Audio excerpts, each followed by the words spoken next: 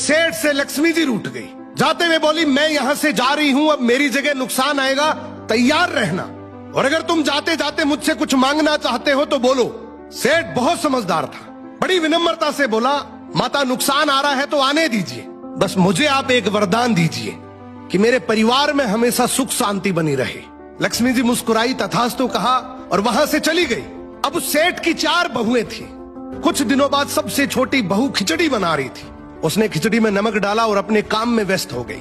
तभी दूसरी बहू आई और उसने खिचड़ी को बिना चखे ही और नमक डाल दिया और वो भी अपने काम में व्यस्त हो गई। ऐसे एक एक करते तीसरी और चौथी बाकी की 2 बहुएं भी आई, उन्होंने भी खिचड़ी को बिना चखे ही उसमें नमक डाल दिया। अब रात को सबसे पहले सेठ खाना खाने बैठा। जैसे ही उसने खिचड़ी का एक चम्मच लिया, उसे महसूस हो गया कि इसमें बहुत ज्यादा नमक है, और सेठ जी तुरंत समझ गए कि नुकसान आ चुका है। किसी से कुछ नहीं कहा, चुपचाप खिचड़ी खाई और चला गया। अब सेठ के बाद खाना खाने की बारी आई सबसे बड़े बेटे की। बेटे ने खिचड़ी का एक निवाला लिया। उसने परिवार वालों से पूछा, पिताजी ने खाना खा लिया? उन्होंने कुछ कहा? तो बाकी सबने जवाब दिया, हाँ पिताजी ने तो खाना खा लिया, लेकिन किसी से कुछ नहीं कहा। तो बड़े बेटे ने भी चुपचाप खिचड़ी खाई और चला गया।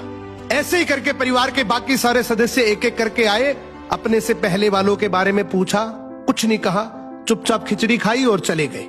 अब रात को सेठ जी सो रहे थे, सपने में नुकसान आया और हाथ जोड़कर बोला, भाई मैं यहां से जा रहा हूं, मैं यहां नहीं रह सकता।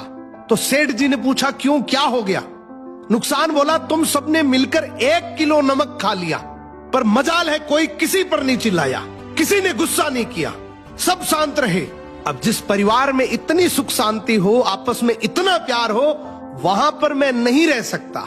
निष्कर्ष कि जिंदगी है तो उतार चढ़ाव, दुख सुख, फायदा नुकसान सब चलता रहेगा, लेकिन जिस परिवार में आपस में लोगों में प्यार है, सुख शांति है, छोटे में आदर, बड़े में बड़प्पन है, उस परिवार का कोई नुकसान, कोई आपदा कुछ नहीं बिगाड़ सकती।